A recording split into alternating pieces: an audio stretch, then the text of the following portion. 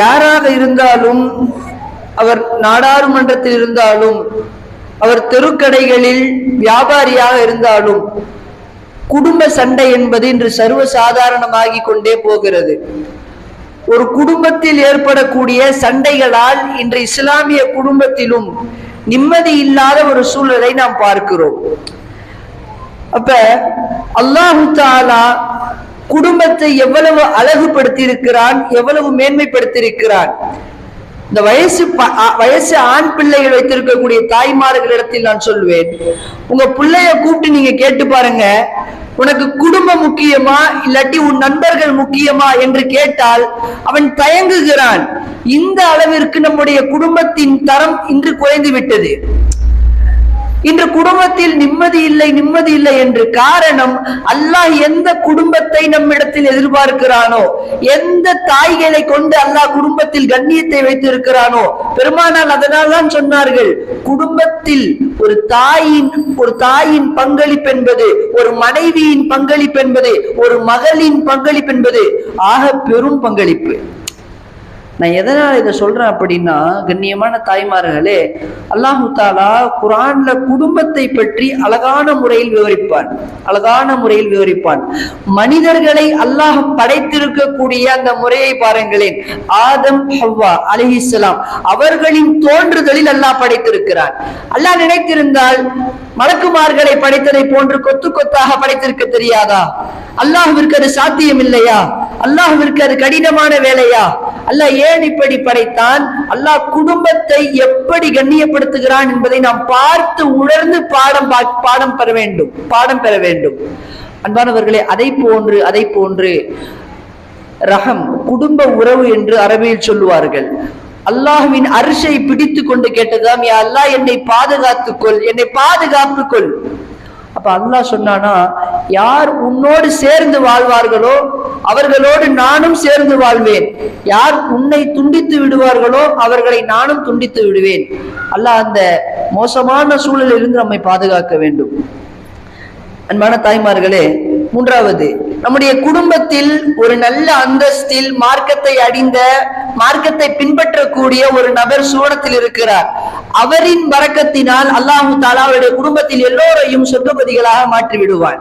சற்று சிந்தித்து பாருங்களேன், இன்று நம்முடைய பிள்ளைகள் எதை நோக்கி சென்று கொண்டிருக்கிறார்கள்? அவர்களுடைய வாழ்வாதாரம், அவருடைய படிப்பு, அல்லாஹ்வை எந்த அளவிற்கு நெருங்கியிருக்கிறார்கள் நம்முடைய பிள்ளைகள்? ஆணாக இருந்தாலும் சரி, பெண்ணாக இருந்தாலும் சரி, எந்த அளவிற்கு நெருங்கியிருக்கிறார்கள்? கண்ணியமான தாய்மார்களே, ஹஜ் என்பது இஸ்லாமிய கடமைகளில் ஒரு கடமை. அந்த ஹஜ் நமக்கு எல்லோருக்கும் பாடமாக்கி கொடுக்கிறது என்னன்னா, ஒரு குடும்பம் எவ்வளவு முக்கியமானது. கடும் மனதில் அந்த பிள்ளையினுடைய அழுகை, அந்த தாயுடைய ஓட்டம், அதுதான் சஃபா மர்வா. இன்று ஹஜ்ஜுக்கு சென்ற எல்லோருக்கும் தெரிந்திருக்கும். ஒரு தாய், சாதாரண தாய் ஓடி அந்த ஓட்டத்தை அல்லாஹ் நாடெங்கும் வந்திருக்கக்கூடிய எல்லா இஸ்லாமியர்களுக்கும் அது இல்லைன்னா ஹஜ் இல்ல என்று ஆகியிருக்கிறானா இல்லையா? இது அல்லாஹ் ஒரு தாய்மைக்கு கொடுக்கக்கூடிய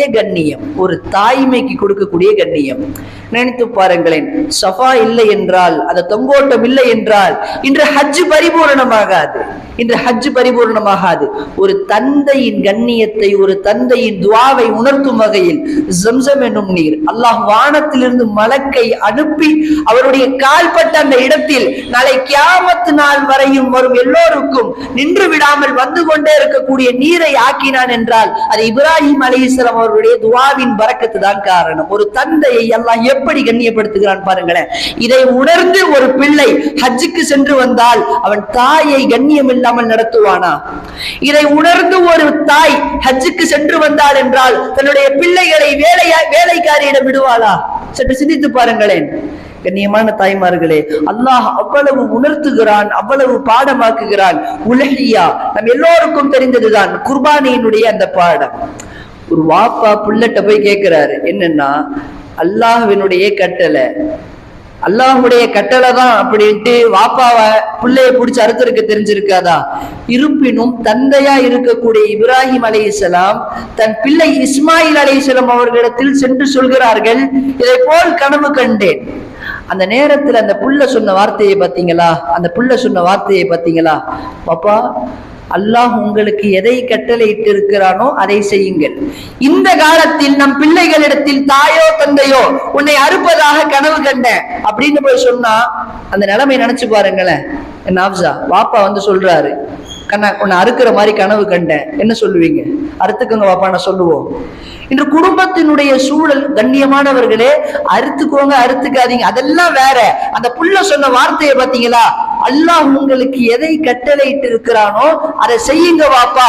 அந்த பிள்ளையின் வாயிலிருந்து இந்த வார்த்தை வந்ததென்றால் அந்த தாயும் தந்தையும் சேர்ந்து அந்த பிள்ளையை எப்படி வளர்த்திருப்பார்கள், எப்படி வளர்த்திருப்பார்கள்? கொஞ்சம் சிந்திச்சு பாருங்களேன். ஒரு வாப்பா போய் பிள்ளைட்ட கேட்கிறாரு, அது அல்லாஹ்வின் கட்டளை, தெரிந்தும் பிள்ளை உன்னுடைய அபிப்பிராயம் என்ன? அல்லாஹ் இது போல் கனவு காட்டினான், அல்லாஹ்வின் கட்டளை, அல்லாஹ் சொன்னான், உன் அபிப்பிராயம் என்ன அப்படின்ட்டு ஒரு வாப்பா பிள்ளைகிட்ட வந்து கேட்கிறாரு. இதுதான் குடும்பம். கண்ணியமானவர்களை, இந்த குடும்பத்தின் நிம்மதிதான் இன்று இஸ்லாமிய சமூகத்தில் இல்லாத காரணத்தினால் எத்தனை தலாக்குகள் தெரியுமா? சமீபத்தில் ஒரு தலாக்கு, வேடிக்கையான விஷயம். பொம்பளை பிள்ளை 7:30 மணிக்கு எந்திரிக்க சொல்றாங்க அப்படின்ட்டு அந்த பொண்ணை பெத்த வாப்பா, வந்துருமா பாத்துக்கலாம், உனக்கு மாப்பிள்ளையா கிடைக்க மாட்டாங்க. வார்த்தையை பார்த்தீர்களா? கண்ணியமான தாய்மார்களே, குடும்பம் என்பது அழகா சொல்லுவார்கள், அழகிய பல்கலைக்கழகம்.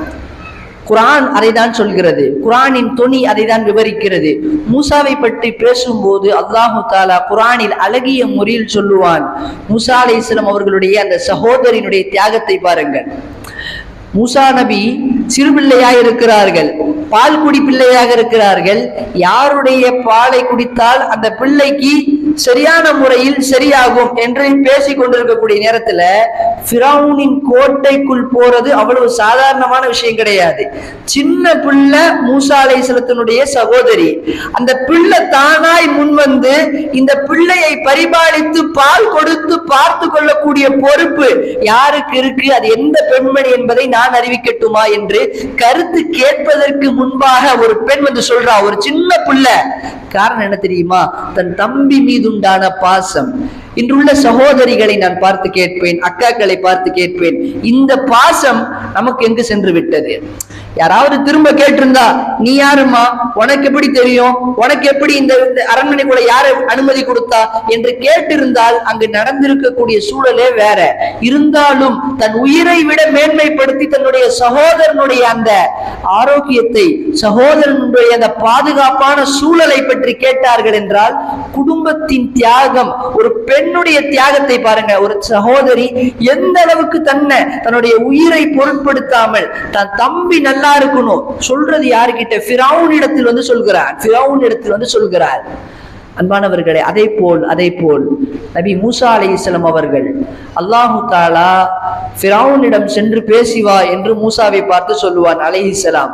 அப்போது மூசா அலைஹிஸ்ஸலாம் அவர்கள் அல்லாஹ்விடத்தில் துஆ கேட்பார்கள், என்னுடைய குடும்பத்தில் இருந்து ஒருவரை எனக்கு நபியாக, என் சகோதரனை எனக்கு நபியாக அனுப்பி வையுங்கள். இன்னைக்கு வாப்பா பெரிய பையன் கிட்ட ஒரு பொறுப்பு கொடுக்கிறார், ஒரு வேலை சொல்றாரு, சின்ன பையன் நானும் சேர்ந்து வரேன் அப்படின்னு சொல்றாரு.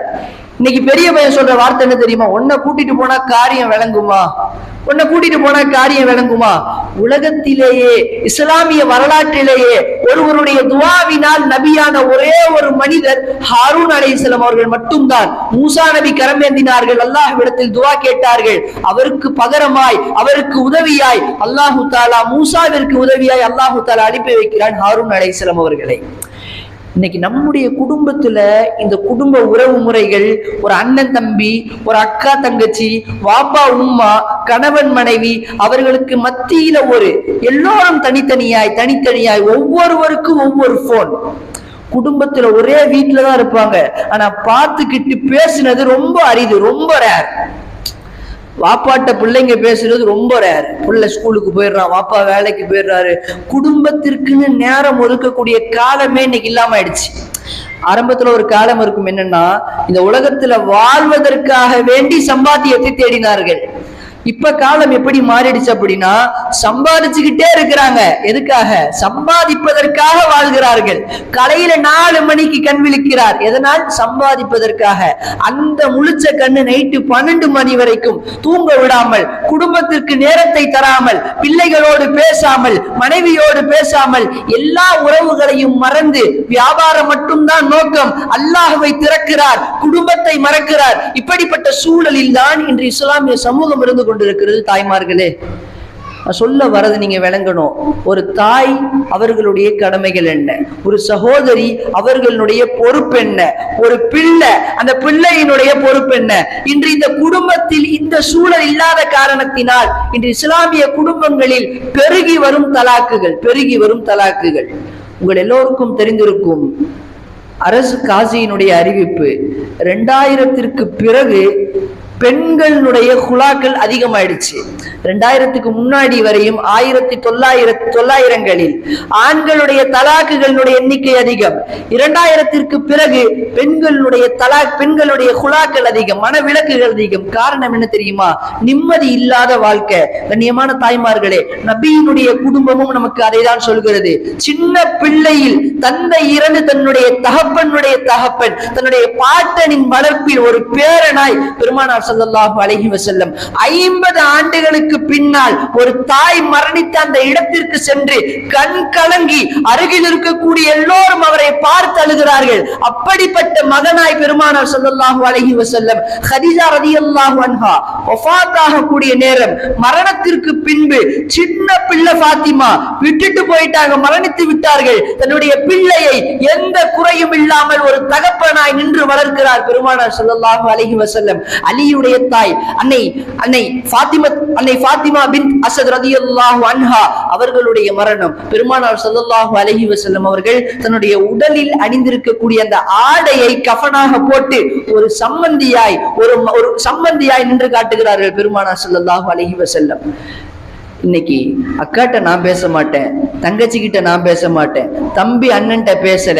காரணம் என்ன? சொத்து பிரச்சனை. காரணம் என்ன? ஒரு செங்கல் பிரச்சனை. காரணம் என்ன? ஒரு குடும்ப பிரச்சனை. கண்ணியமானவர்களே, நபி பெருமானார் ஸல்லல்லாஹு அலைஹி வஸல்லம் சொன்னார்கள், லா யதுகுலுல் ஜன்னத காத்திஉன், உறவை முறித்து வாழ்பவனால் சொர்க்கம் செல்ல முடியாது. அல்லாஹ் அந்த கூட்டத்திலிருந்து நம்மை பாதுகாப்பானாக. அன்பானவர்களே, குடும்பத்தில் இருக்கக்கூடிய பாசத்தை அதிகரிக்கக்கூடிய 2 வழிமுறைகளை மார்க்கம் நமக்கு சொல்லி காட்டுகிறது. அதில் முதல் விஷயம், குடும்பத்தில் ஏதாவது தவறுகள் ஏற்பட்டால், பிரச்சனைகள் ஏற்பட்டால் அங்கு முதலில் நாம் என்ன பண்ணிடணும்? மன்னித்து விடணும். அது யாராக இருந்தாலும், பாப்பாவா இருந்தாலும், பிள்ளையா இருந்தாலும், யாரா இருந்தாலும் மன்னித்து விடணும். இரண்டாவது விஷயம், நம் குடும்பத்தில் நடக்கக்கூடிய சிறு சிறு தவறுகளை யாரிடத்திலும் பரிமாறிக்கொள்ளவே கூடாது. இன்னைக்கு டீ கடையில பல குடும்பத்தினுடைய பிரச்சனைகள் பேசப்படுது, நம்முடைய முஹல்லாக்களில். அல்லாஹ் பாதுகாக்கணும். எவ்வளவு ஒரு அசிங்கம் இது! எவ்வளவு நம்முடைய வீட்டு பிரச்சனை, அது சின்ன பிரச்சனையா இருந்தாலும் பெரிய பிரச்சனையா இருந்தாலும் அதை வெளியில் யாரிடத்திலும் சொல்லக்கூடாது. நீங்கள் மறைத்தால் அல்லாஹ் அதை மறைக்கிறான், அந்த குறையை, அந்த குற்றத்தை இல்லாமலாக்குகிறான். குடும்பத்தில் நீங்கள் சந்தோஷத்தை, குடும்பத்தில் இன்பத்தை பெற வேண்டும் என்றால் வீட்டிற்குள் போகும்போது சலாத்தினை சொல்லுங்கள். உங்களுடைய கணவனாக இருந்தாலும் பிள்ளையாக இருந்தாலும் அவரிடத்திலும் சொல்லுங்கள். சலாத்தை சொல்லி உள்ளே வா.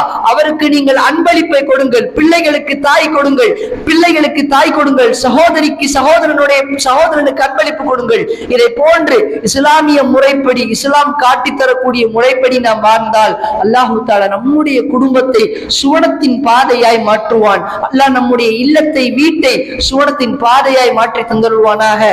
குடும்பத்தில் பிரச்சனைகள் இல்லாமல், முசீபத்துகள் இல்லாமல், கடன் இல்லாமல், ஆரோக்கியத்துடனும் சந்தோஷத்துடனும் வாழக்கூடிய பாக்கியத்தை அல்லாஹ் நம் அனைவருக்கும் நசீபாக்குவானாக என்று கூறி என் உரைக்கு திரையிடுகிறேன். வஆகிரு தஅவானா அல்ஹம்துலில்லாஹி ரப்பில் ஆலமீன். அஸ்ஸலாமு அலைக்கும் வரஹ்மத்துல்லாஹி வபரகாத்துஹு.